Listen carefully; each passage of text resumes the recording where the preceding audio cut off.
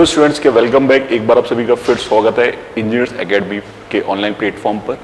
जैसा कि स्टूडेंट्स आप सभी को पता है कि हम लोग यहाँ पर गेट की एक सीरीज चला रहे हैं 100 क्वेश्चन 100 डेज। तो उस सीरीज का ये 38 क्वेश्चन है जो कि मैंने आपको कल दिया था और बोला था कि इस क्वेश्चन का सॉल्यूशन हम लोग आज डिस्कस करेंगे। ठीक है, तो चलिए स्टूडेंट हम लोग बिना समय गंवाए इस क्वेश्चन को देखते हैं। क्या क्वेश्चन दिया था कल मैंने? तो स्टूडेंट मैंने कल एक क्वेश्चन दिया था, काफी अच्छा क्वेश्चन है ये। और इस क्वेश्चन के अंदर आप देख पा रहे हो कि एक रेक्ट फंक्शन है, एक रेक्ट फंक्शन है, दोनों की लिमिट 0 से 1, 0 से 2 दी हुई है, हाइट दोनों की 1 1 दी हुई है ना।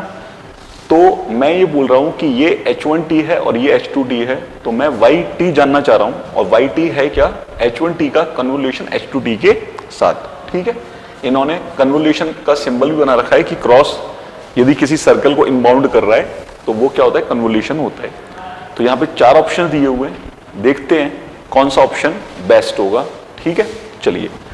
तो स्टूडेंट आपको पता होगा कि कन्वोल्यूशन यदि हमें करना आता है तो बहुत अच्छी बात है, नहीं भी करना था तो भी हम इस क्वेश्चन के आंसर पर पहुंच जाएंगे। क्यों? क्योंकि मुझे एक प्रॉपर्टी पता है। मुझे एक प्रॉपर्टी क्या पता है स्टूडेंट? कि मैं इसका लाप्लास ट्रांसफॉर्म ले सकता हूं क्या? पूरी इक्वेशन का लाप्लास ट्रांसफॉर्म लिया तो ये हो जाएगा y of s is equal to, ये हो जाएगा h1s इंटू h2s, है ना।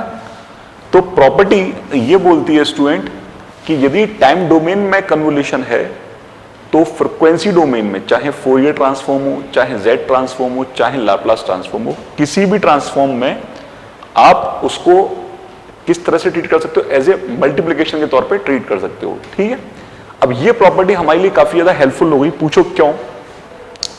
कि ये h1t है, इस h1t को लिखना आता है स्टूडेंट आपको। ये एक फंक्शन है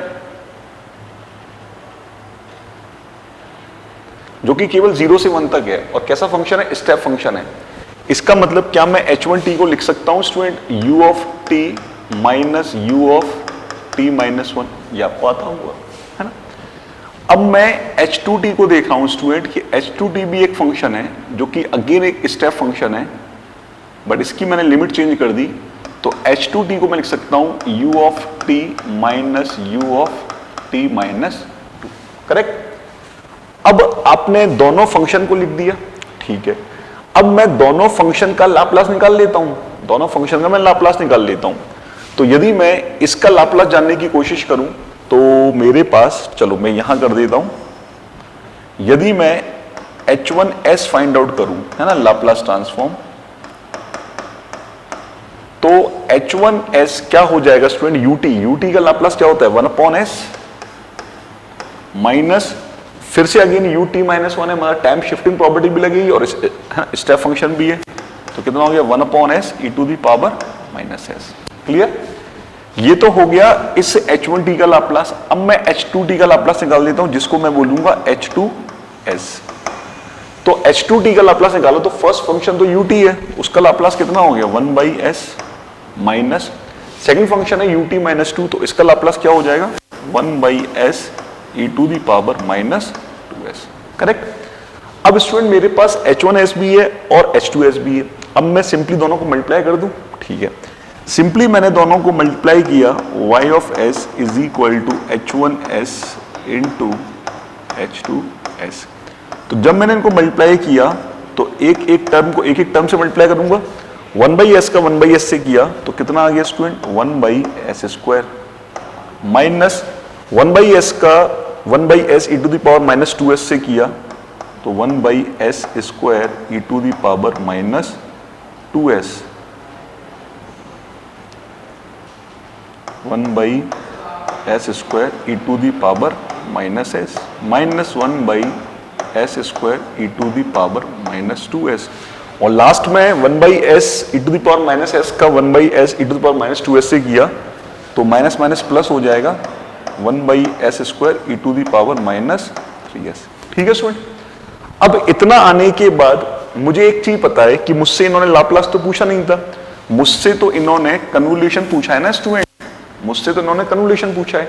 तो फिर एक प्रॉपर्टी ये बोलती है कि कन्वोल्यूशन आपको करना नहीं आता, आपने लाप्लास डोमेन में ले जाकर के उनका मल्टीप्लिकेशन कर लिया। मल्टीप्लिकेशन करने के बाद आप इसका इनवर्स लाप्लास ले लें तो आप टाइम डोमेन में पहुंच जाओगे।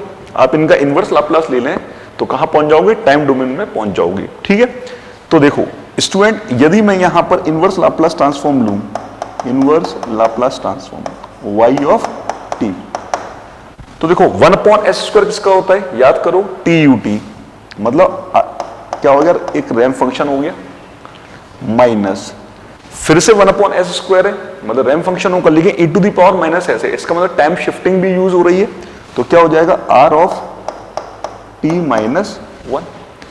थर्ड वन वाला अगेन फिर से 1/s² नेचर का है, तो फिर से रैंप फंक्शन होगा, लेकिन टाइम शिफ्टिंग e⁻²s का रीजन क्या हो गया? t-, और लास्ट में फिर से अगेन 1/s² है, तो ये हो गया r ऑफ t-।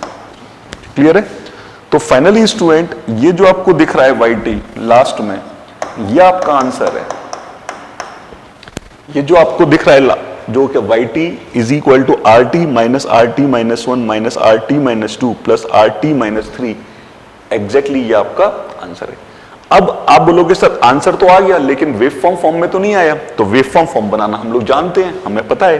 ठीक है, चलो, तो यदि मैं इसको साफ कर दूं यहां से, यदि मैं इसको यहां से साफ कर दूं क्योंकि जगह नहीं है मेरे पास, तो स्टूडेंट इस वेव फॉर्म को मुझे ड्रॉ करना है, इस वेव फॉर्म को मुझे ड्रॉ करना है। ये है yt जो कि पूछा गया है और ये है tx। सबसे पहले एक फंक्शन क्या लिखा हुआ है? rt, मतलब रैंप फंक्शन है जो कि 0 से स्टार्ट हो रहा है, 0 से स्टार्ट हमने कर दिया, लेकिन एक रैंप फंक्शन हमने अगेन एक नेगेटिव साइड में लगा दिया, इसका मतलब ये इस रैंप फंक्शन को रोक रहा है, कहां पर? 1 पर। तो मैंने यहां 1 लिखा और रैंप फंक्शन मेरा रुक गया। ठीक है, तो ये वाला बात भी हो गई खत्म। इसके बाद आपका लिखा हुआ माइनस rt-2, इसका मतलब आपने एक रैंप फंक्शन और लगाया। अब और लगाया तो एक कांस्टेंट, एक रैंप फंक्शन नेगेटिव साइड में लगाओगे तो फंक्शन नेगेटिव साइड में जाना स्टार्ट हो जाएगा। फंक्शन नेगेटिव साइड में गया, कहां पर? 2 पर, दिखाया ना 2, t-2, 2 पर, तो एक रैंप फंक्शन हमने ये बना दिया। ठीक है, लेकिन लास्ट में आप देख रहे हो कि एक रैंप फंक्शन पॉजिटिव स्लोप का है जो कि t = 3 पे लगा हुआ है। तो यदि ये रैंप फंक्शन नेगेटिव साइड में जा रहा है तो कोई पॉजिटिव साइड वाला लगा करके 3 पर इसको क्या कर दिया जाएगा? 0 कर दिया जाएगा। स्टूडेंट बोलो हाँ या ना? इसको क्या कर दिया जाएगा? 0 कर दिया जाएगा। तो ये हो गया हमारा फाइनल, ये हो गया हमारा फाइनल आंसर। क्लियर है? मेरी बात समझ में आई आपको? और ऑप्शन मैच कर लो। ऑप्शन में ये तो मेरा नेगेटिव एक्सिस पर लाई कर रहा है, ये मेरा पॉजिटिव और नेगेटिव दोनों एक्सिस पर लाई कर रहा है। इस ऑप्शन को देखो, ये ऑप्शन बिल्कुल करेक्ट है क्योंकि 0, 1, 2, 3, हाइट अभी भी इसकी क्या है? 1 है। हाइट अभी भी इसकी क्या है? 1, क्योंकि हर जगह मैग्नीट्यूड क्या है? 1, 1, 1। Clear student? तो काफी अच्छा क्वेश्चन है। गेट में सिग्नल सिस्टम में एक क्वेश्चन कन्वोल्यूशन पर आते ही आता है। ठीक है, और ये काफी स्टैंडर्ड, काफी ज्यादा बार पूछा गया और थोड़ा सा कॉम्प्लेक्स क्वेश्चन है ना, रिजल्ट के तौर पर। तो इस क्वेश्चन का सॉल्यूशन ये था, है ना। तो ये था इस क्वेश्चन का सॉल्यूशन।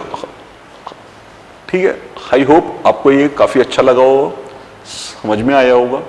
ठीक है, चलिए तो अब मैं आपको कल के लिए एक क्वेश्चन दे देता हूं, आप उसको ट्राई कीजिएगा, है ना। कमेंट सेक्शन में आंसर बताइएगा मुझे। बाद बाकी कल हम उस क्वेश्चन को ट्राई करेंगे, देखेंगे कि उसका एग्जैक्ट सॉल्यूशन क्या है। ठीक है स्टूडेंट, चलिए तो कल के लिए क्वेश्चन है वो है 39 क्वेश्चन।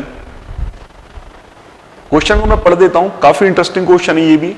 एक फंक्शन दिया हुआ है xt = e⁻⁻πt², है ना। बोल रहा है find the Fourier transform x of j omega. आपको इसका फोरियर ट्रांसफॉर्म फाइंड आउट करना है ना। 4 ऑप्शन दिए हुए हैं A B C D, है ना, विजिबल है आपको। e⁻⁻πf², e⁻², e⁻², और नन ऑफ दिस। ठीक है, तो आप इसको ट्राई कीजिएगा आज। ठीक है, कल हम इसका सॉल्यूशन डिस्कस करेंगे। ठीक है, तो चलिए मिलता हूं मैं आपसे अगले सेशन में, तब तक के लिए take care, bye bye. If you really like the video, please hit the like button and share the video, subscribe to our YouTube channel and press the bell icon for the latest updates. Thank you.